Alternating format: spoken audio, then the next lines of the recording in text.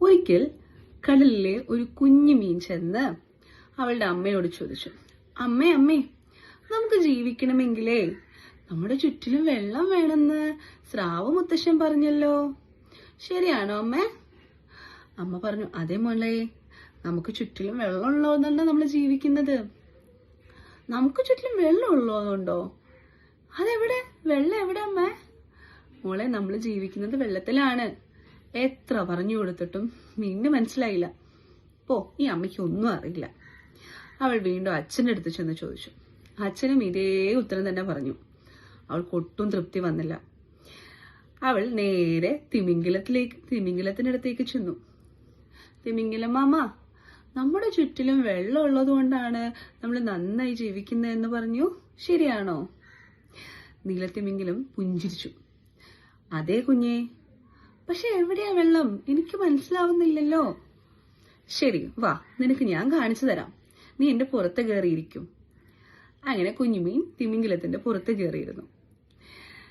അങ്ങനെ അവർ പതുക്കെ പതുക്കെ പതുക്കെ കടലിനടിയിൽ നിന്നും മുകളിലേക്ക് വന്ന് കടലിന്റെ മുകൾ വശത്തേക്ക് പതിയെ ശരീരം ഉയർത്തി തിമിംഗലം നിന്നു. പാവം നമ്മുടെ കുഞ്ഞുമീൻ ഈ തിമിംഗലത്തിന്റെ പുറത്തല്ലേ ഉള്ളത്. അല്പസമയം കൊണ്ട് ശ്വാസം കിട്ടാതെ വല്ലാതെ വിഷമിച്ചു. ഉടനെ തന്നെ തിമിംഗലം താഴേക്ക് വന്നു, കടലിനടിയിലേക്ക് എത്തി.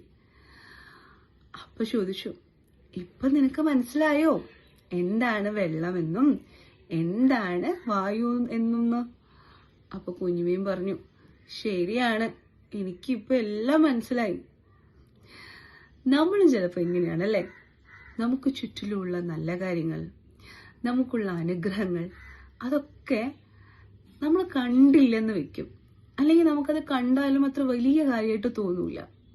ഒരിക്കൽ അത് നമ്മളിൽ നിന്നും നഷ്ടപ്പെടുന്നത് വരെ, അല്ലെങ്കിൽ അത് നമ്മുടെ കയ്യിൽ നിന്നും വഴുതിപ്പോയി കഴിയുന്നത് വരെയും നമുക്കതിൻ്റെ വില അറിയില്ല.